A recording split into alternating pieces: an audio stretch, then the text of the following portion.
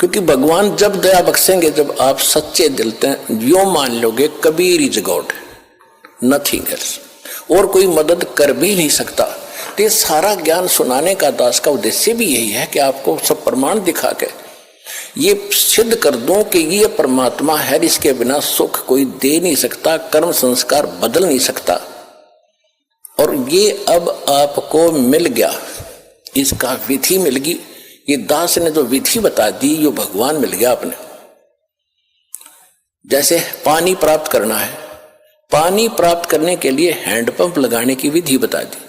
Handpump सफल कर लिया तो पानी मिल गया, राम मिल गया आपको। यहीं पर राम मिल गया, और वहां सतलोक में जाओगे तो वहां तो परमात्मा है ही सब कुछ आपका। ये काल का लोक है, इसे बाहर निकाल कर आपको सुख होगा। यहाँ सुख तो ये अस्थायी है, यहाँ सुख भी दे देंगे, राजा बना दिया फिर गधा बन जाएगा। परमात्मा ऐसी गलती ना करें, आपको ऐसा नहीं देंगे। अब भगत हो गए तो अपने हिसाब से तुम्हें यहाँ से निकालने के तरीके अपनाओगा। यहाँ की जो आवश्यक सुविधाएं वो अवश्य देगा, दयालु है। लेकिन आप मांगोगे बकवाद तो वो नहीं देगा, तो उसको मालूम है।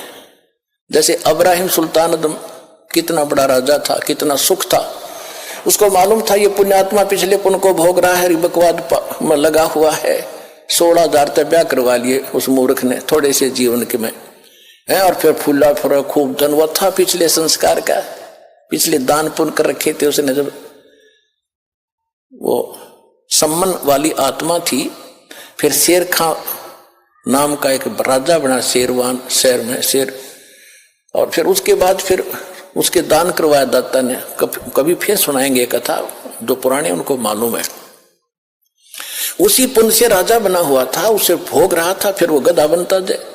फिर मालिक ने उस प्यारी आत्मा को उस नरक से निकाला, राजपद छुटवाया, उसके पीछे पड़ गए।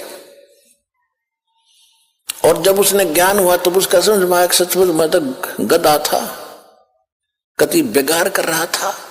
फिर परमात्मा ने कह भी दिया था कि जा अब्राहिम, अब ज्ञान तुझे होगा तो राज कर ले। हाथ जोड़ लिए दाता, अब उस नरक में ना जा, भेजो। अब तो पता लग गया, मजदूरी कर लूंगा, लकड़ी तोड़ के बेच के गुजारा कर लूंगा दाता, तेरा आपका साथ रहे मेरे। मोक्ष चाहिए मुझे, अब कुछ नहीं चाहिए।